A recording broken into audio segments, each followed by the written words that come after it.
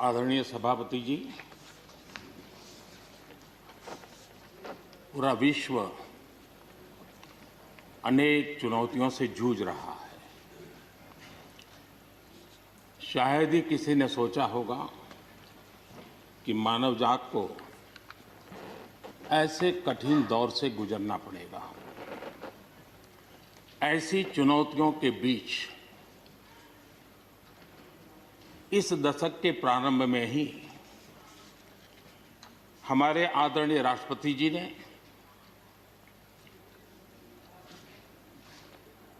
जो संयुक्त सदन में अपना उद्बोधन दिया,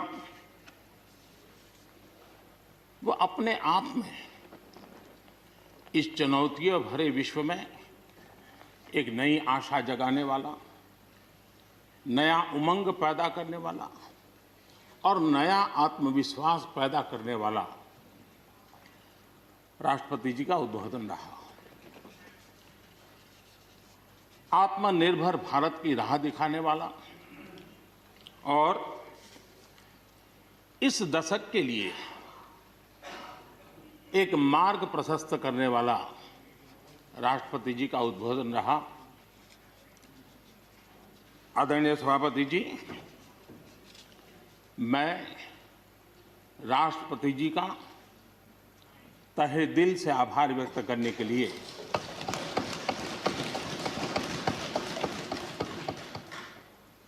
आज आप सबके बीच खड़ा हूं।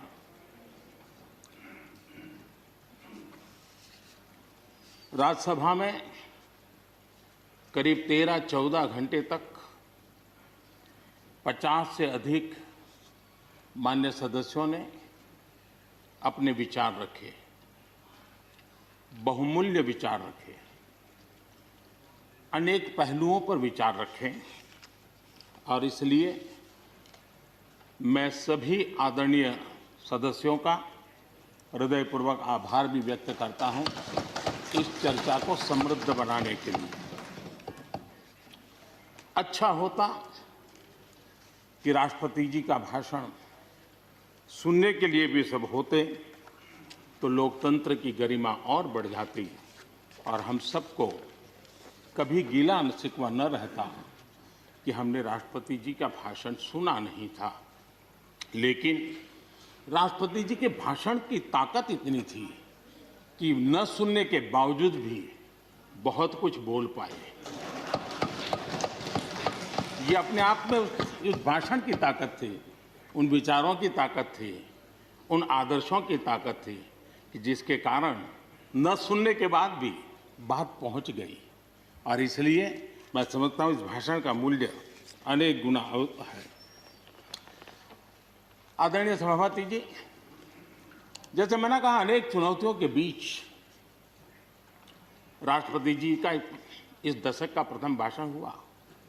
लेकिन ये भी सही है कि जरा पूरे विश्व पटल की तरफ देखते हैं, भारत के युवा मन को देखते हैं, तो ऐसा लगता है कि आज भारत सच्चे अर्थ में एक अवसरों की भूमि है।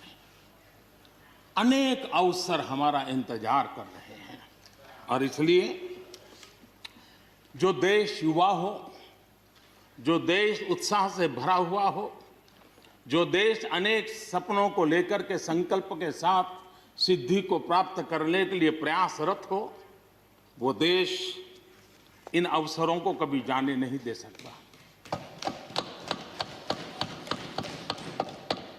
हम सब के लिए ये भी एक अवसर है कि हम आजादी के 75 वर्ष में प्रवेश कर रहे हैं।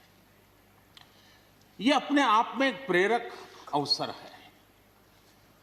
हम जहां भी हो, जिस रूप में हो, मां भारती के संतान के रूप में इस आजादी के 75वें पर्व को हमने प्रेरणा का पर्व बनाना चाहिए।